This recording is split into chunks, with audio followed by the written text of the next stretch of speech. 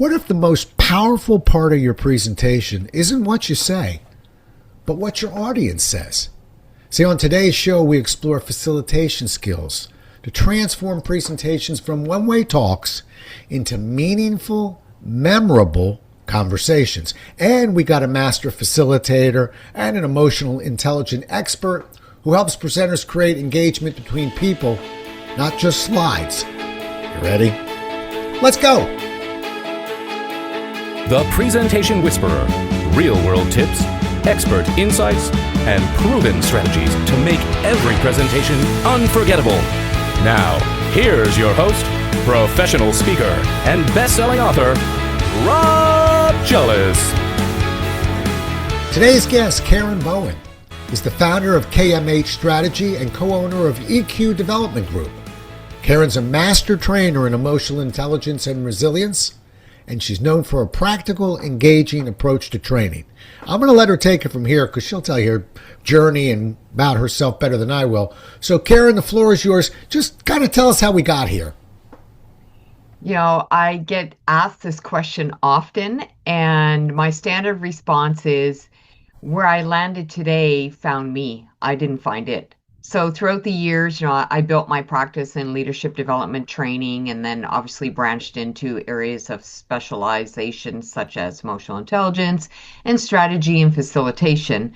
And honestly, I tried to leave quite a few times along the way, and somehow I landed back in this area of facilitation, emotional intelligence, and just being a support and coach and guide for various boards and leadership teams and organizational teams across kind of all industries. So I don't know that I carved the path. I think I followed my instincts. I listened when I had whispers of where I should be, and it found me. Yeah. You know, I actually have used that phrase, a book finds you. Because we don't find a book, it tends to find us.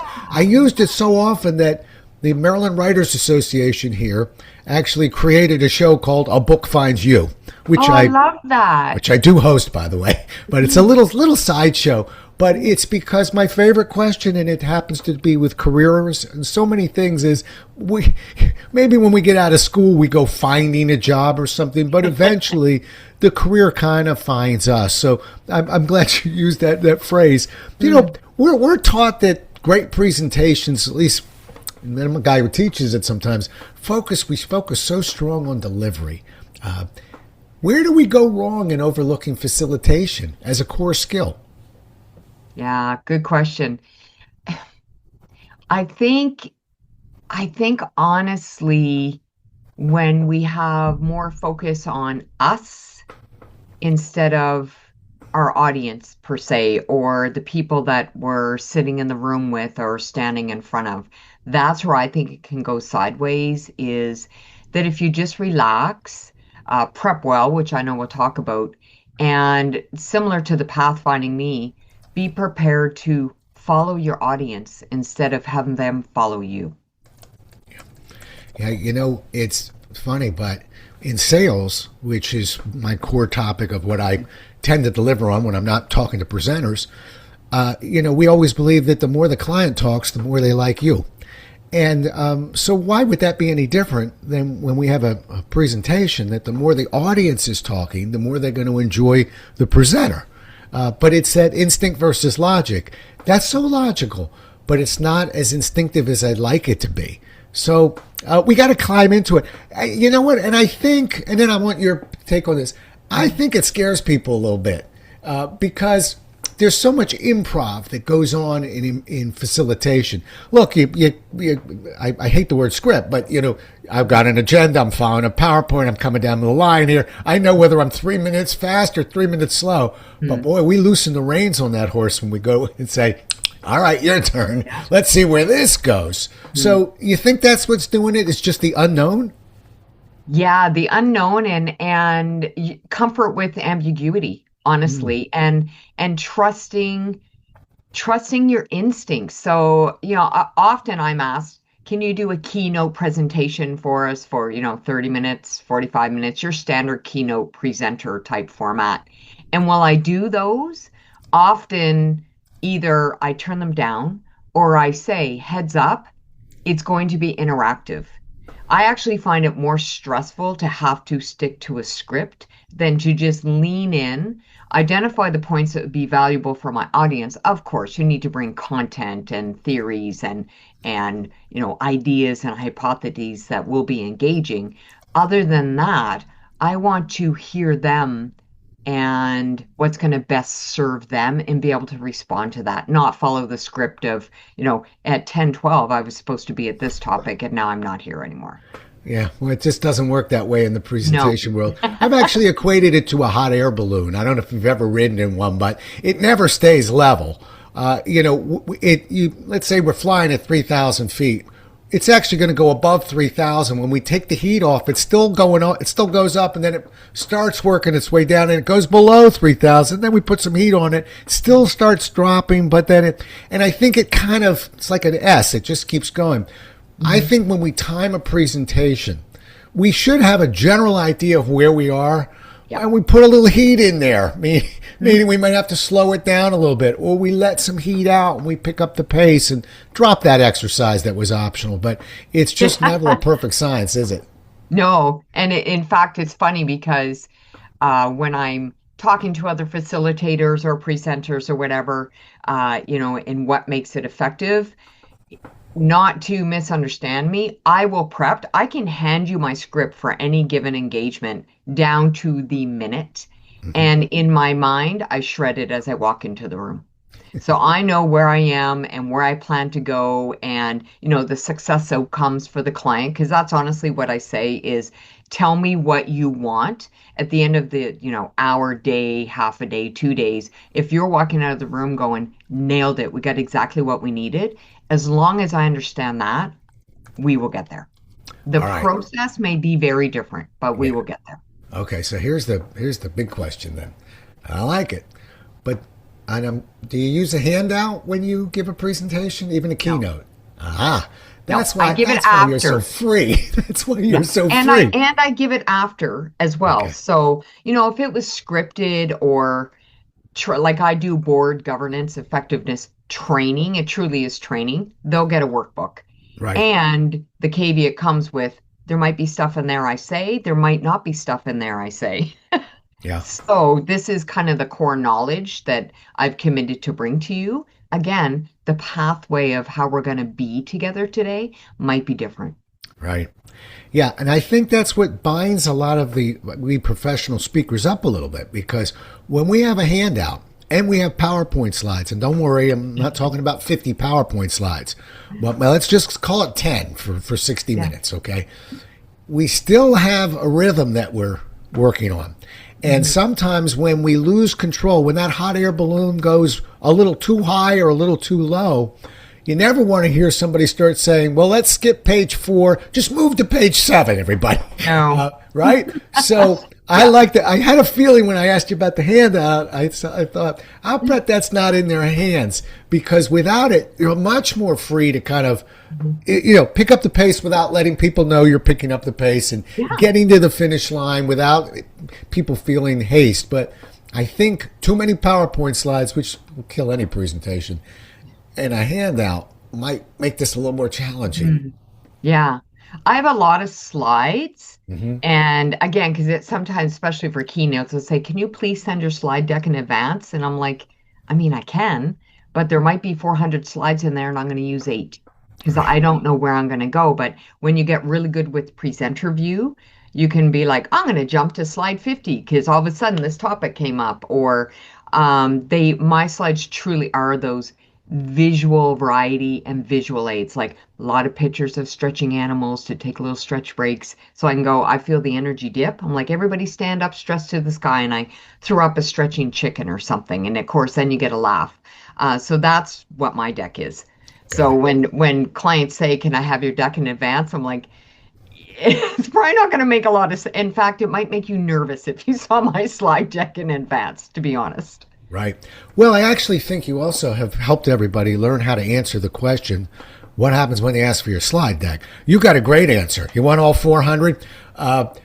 But most of us, including me, I don't like giving up my slide deck. I don't like giving it up even if I only have 20. I've got video. I've got audio. I have my clicker. I have my way. And it only happened once, but I remember going out on a speakers bureau's job. And you don't want to screw around with the speakers bureau. When you've got a bureau booking you out, you have to nail it every time.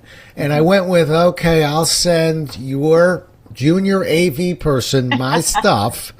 And when it didn't work, client wasn't pointing their fingers at themselves. They were saying, well, slides weren't working, audio wasn't good. I'm moving around and covering it up. But I just want my equipment. Most of us do. So you actually, I don't know if I might tell a white lie next time and go, okay, but there's 400 of them. But I got to come up with a reason to get these clients to trust us to say, really, we've got our equipment, we've got our connectors, we got everything. I am. I'm going to sound a little bit boastful, but most professional speakers know more about that AV setup than the AV team, unless it's a big show, and if we're in a big ballroom, a couple thousand people, I'll trust them in the back. They know. Not the ones that work for the Marriott Hotel necessarily. Yes, I love true. Marriott, by the way. Yes, very true. Quick question. And I'll get off this, but I haven't finished question one, by the way. But when you're trying to facilitate in a keynote, I do workshops all the time. Easy. I've got one sitting on a corner of a desk. I'm in good shape on my facilitation. But when I'm in a keynote, and I do want some conversation, any sense of percentage-wise, because I got 1 hour content. I'm not trying to load it up, but it's a dance going on. What percentage of time should I be facilitator? Would you like to see a Rob Jolles facilitate an hour keynote? In terms of audience engagement, like direct yes. In terms of me stop going blah, blah, blah, blah, blah, blah, blah. So interestingly enough, this blends into when I talk about productivity and meeting management and time management with teams. I call it a buffer up. However long I think something's going to take, I buffer it 30% up. Then I'm never surprised. So it allows a little bit of relaxation and nuance. It's okay if you're like, okay, I'm going to hear from 3 people, and you hear from 3, and then all of a sudden 2 more put up their hands. So now I'm in a choice. Do I let it derail my agenda, or do I engage with my audience? If I've buffered up 30%, I have that flexibility to engage. And again, clarity, I'll say, I'm going to hear from 1 more, and then I'm going to move us forward. So they know. So no one ever feels like, oh, well, she didn't answer me when, we said 2 other ones. So buffer up 30%. I would probably say, I think 30 to 40%, and sometimes it's tidbit audience engagement. Sometimes it's a Slido poll. Sometimes it's a raise your hand. Sometimes it's a, yell out words. So you vary that too, and that's in my design. So if I'm like, I got to make this point, every 5 minutes, I think is audience engagement. Online, every 3.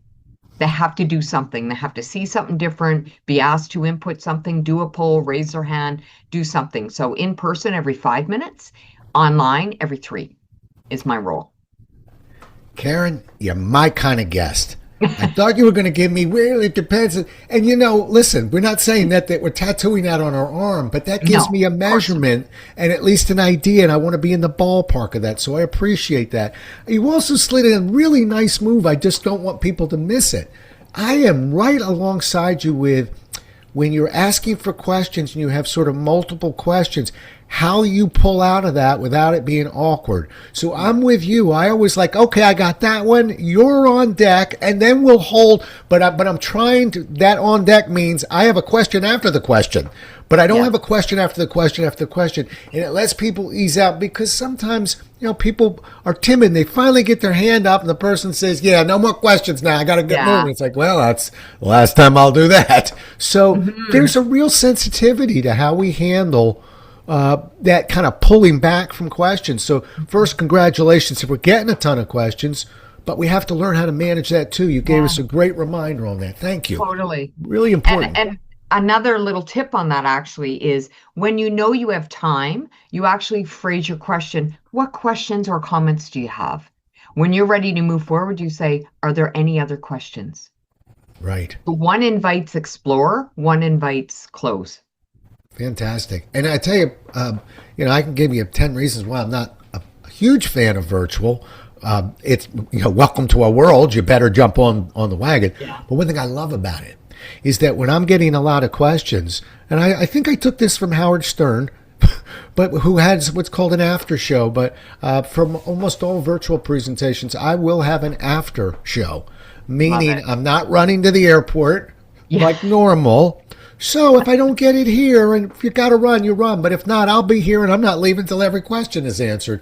And that usually kind of calms everyone down. And also we're getting the more of the introverts that don't necessarily feel comfortable with 50 people around to put up their hand. But that's the one that comes up at the end of the presentation. So we have to build a spot for them. Virtually, it's actually quite easy.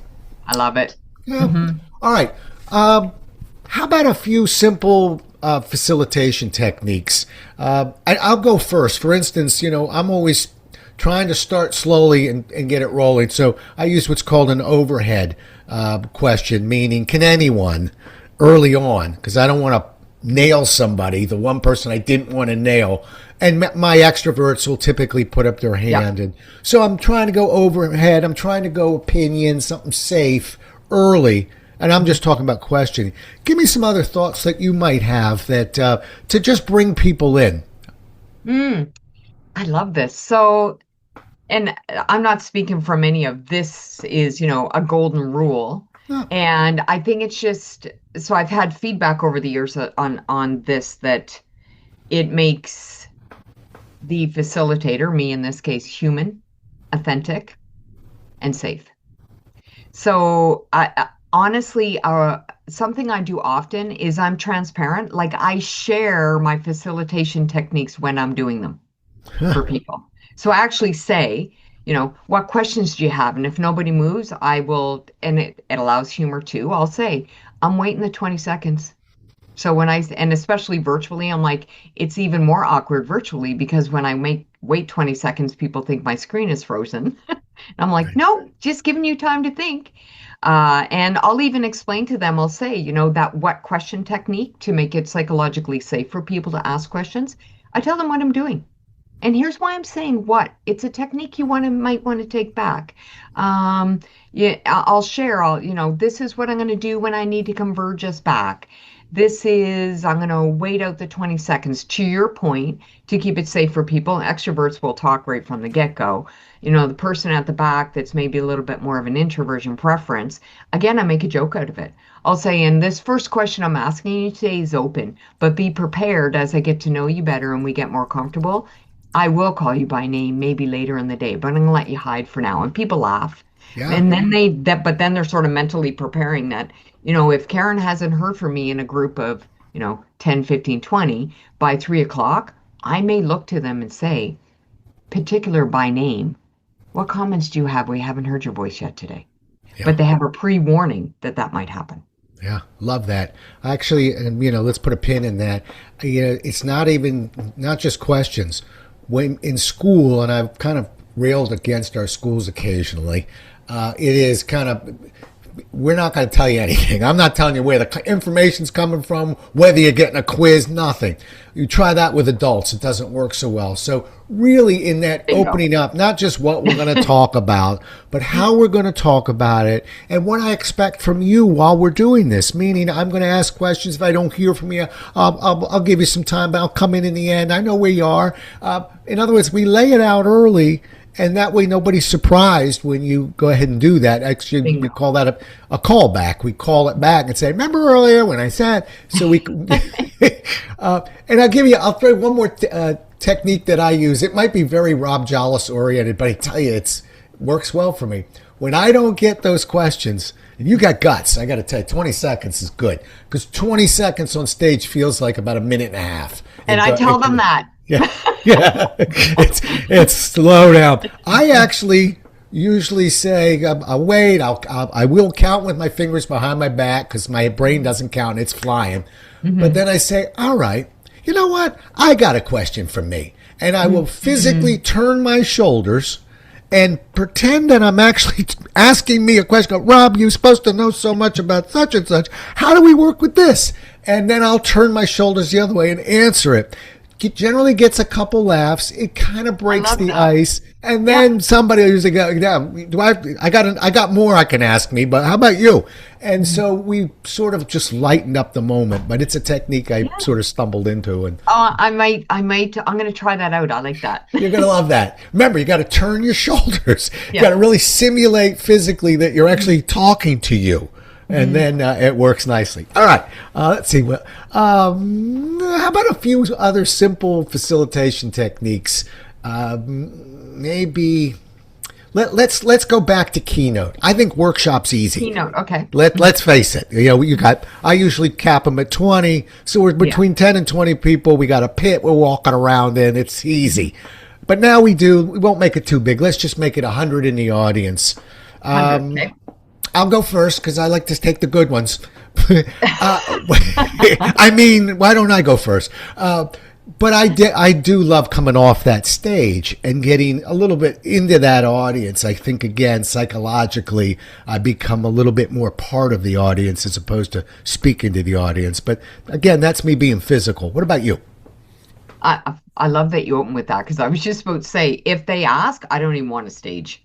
As long as I can be seen. Obviously. Yeah.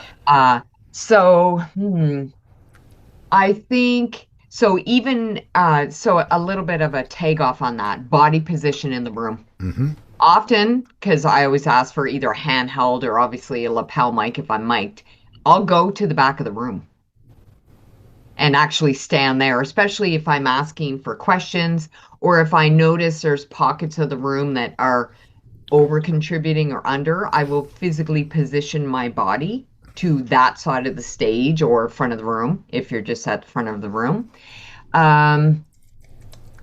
What else do I do for now? So what is the realm? Do we want people to contribute or do we want them to close, or what is the That's a great question, because it is a keynote.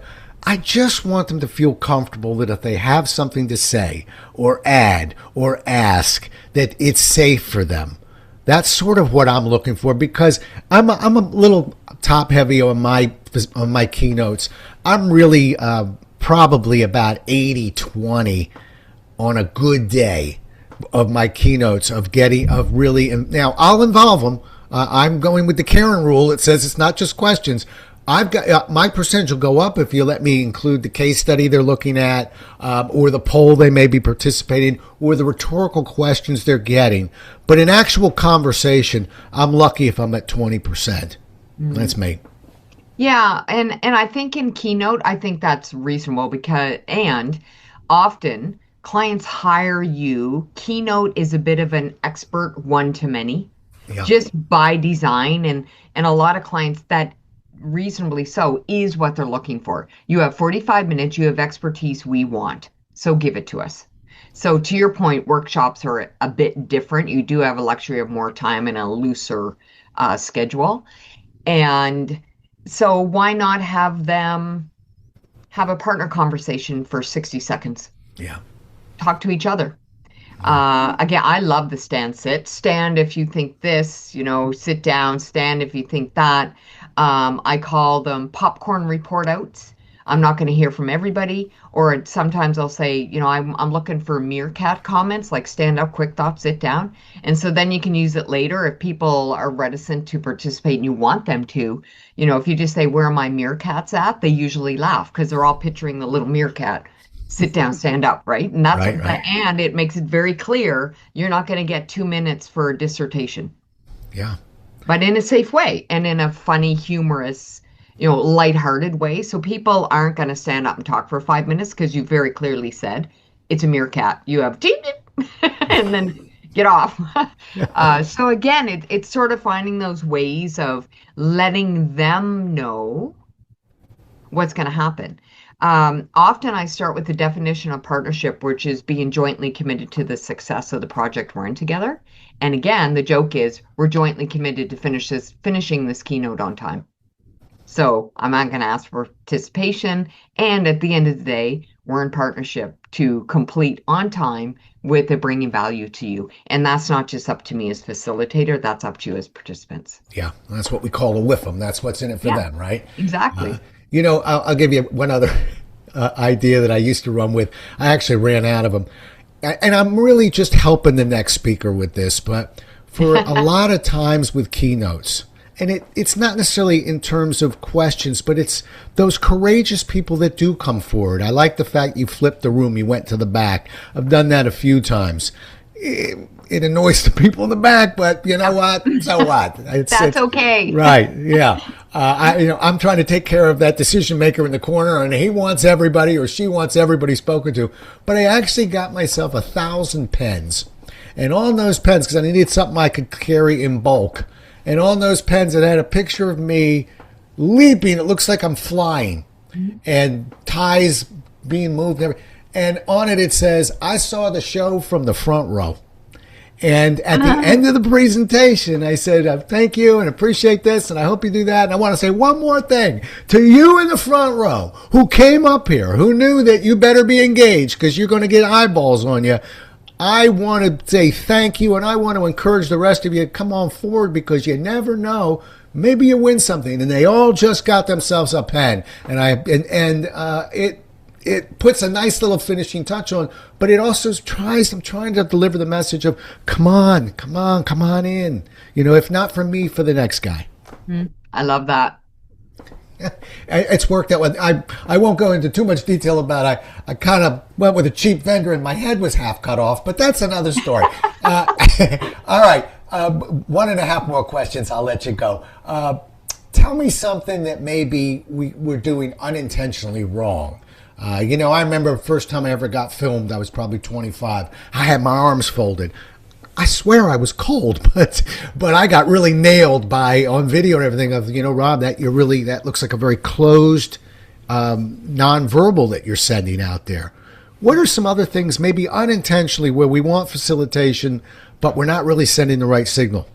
So this is more of facilitation, not keynote. Yeah. Because I think keynote, the expectation is your script. You're not like you don't have cue cards and all this stuff. Yeah. Sometimes, though, when we're facilitating, we will have our binder. And what I see happen a lot, guilty as well. And now I'll actually tell them when I do it. So I call myself out again. Is the second you say, so what questions do you have or comments, and people start to respond, you're like, now's my opportunity for me to go take a quick look at my notes, make sure I'm in place. So you're not actually with your audience anymore. You're like, they're talking, I can disengage and do something else. No, that is the exact moment where I see a lot of facilitators look down at their binder. What page am I on? Right. And you are not engaged. So if I find myself doing it, I actually share what I did to them. I say, you know what? You didn't have my full attention. I want to offer my apology. And how many times we do this when we're out with teams? Right. And they're like, oh. And I'm like, so when I disengage? And I'm like, yeah. And, the joke about it is we all know when someone does it, yet we just think we're better actors. Like, why do I think I can do it better, that I can, stare at the camera and type that email one letter at a time while trying to convince you that I'm really listening? I'm not, and it's clear. It's like texting and driving. You swear that you're the only person on the planet that can pull it off. I hear and that goes for even looking at your watch. For years, although it finally broke on I had a clicker from my slides that actually had a little clock on it. It was built into a little digital. And so I could just sort of pick it up and get a sense of time. But the moment we look at our wrist, 2/3 of your audience comes out of the show. Yep. Oh, yeah, I'm sitting in a chair and I'm my car and I've got to pick up the kid. And the show, they left the show. So it's little things like that we really have to be smooth on. So one thing you do that's pretty courageous, you call yourself out a lot on it. I'm more of a master of disguises, unless I think it's going to serve the audience. Well, ditto, exactly, always. And then I'll tell them about what's going on. But I never want the audience to feel sorry for me or anything like that. No. No, it's where I find it is it strays into self-deprecating humor. So it's not to feel sorry for me. It adds humor, and it the only time I share it is when there's a lesson in there that they could then apply in their world. Yeah. Otherwise, I can guarantee I make 100 other mistakes that I don't tell them about Yeah. because I make them all the time. Yeah. I think the other one is in terms of where you said around clickers is to, and I know, we're talking as professional to professionals, so this like would never happen in your world. I think, it's when you're nervous, you click a pen, you take a cap back and forth off your marker, or you just fiddle with them in your hands, like, and you do it unconsciously. So a golden rule I have, like if I chart something, put everything down. I do not carry anything around my hands because especially if you're a bit nervous, you're gonna be fiddling with it. Clingy jewelry, like a bunch of clingy bracelets that will make noise, like anything that's going to distract the audience, I try to avoid. Yeah. Well, as they say, you've said it all. I think it's really tricky, this conversation that we're having, because it's ironically more natural to just talk. Which is the part that many people get anxious about, but they're so obsessing on what they're going to say, they forget that, there's a real skill and agility to just let others talk. But I will tell you that even the seasoned guys like me, occasionally we get a little bit talk heavy. One last thing that you said, and I just want to mention it. The self-deprecating humor. I would say that once in my career, I went through what I thought was a slump and couldn't figure it out. And when I finally flew, I was a Xerox guy. I flew another Xerox instructor out. Guy said to me, and he was right on target. He said, you tell a lot of stories, and none of them are about you making a mistake. None of them are about you missing a point. We got to balance that out a little bit. I don't want to just tell you, what a crappy presenter I am, but I need to tell you, I skin my knees and bump my head too occasionally. And that really bonds us with an audience. Again, I don't think it's as instinctive as we need it to be to just try and balance the stories that you're telling out, because that's what the audience can really connect to. Yeah. An important point, Rob, I think, because if it was all self-deprecating humor or all errors, be careful, because they'll start to believe the stories. You are there to be credible and to provide competence in your topic area as well. So, building trust is character and competence, and I think you need to bring both. Bingo. Karen comes to us from Canada today. So how do people get a hold of you up in the Great White North? It is the Great White North today, that's for sure. It's getting chilly. So our main website is www.eqdevgroup.com. My subdivision, KMH Strategy, is www.kmhstrategy.com. And I can be reached at Karen@eqdevgroup.com anytime, or Karen Bowen on LinkedIn. Yep. And that's how we connected on LinkedIn. Mm-hmm. Yeah, it was great. Well, loved it. Needed a good facilitator in here and got one today. So thank you, really. And thanks for letting me weigh in on my trials and tribulations of trying to be a good facilitator. But really just a pleasure meeting you, and grateful we had the opportunity to talk. Ditto, Rob. Grateful. And I took a couple of gems away from you as well. So I'm appreciative. Good. We'll swap them out after the show ends. Folks, we'll do it again as well as we can next time. Until then, stay safe. Thanks so much for listening. If you enjoyed today's show, please follow, rate, and review on Apple, Spotify, or wherever you listen. For more resources and to connect with Rob, visit thepresentationwhisperer.com.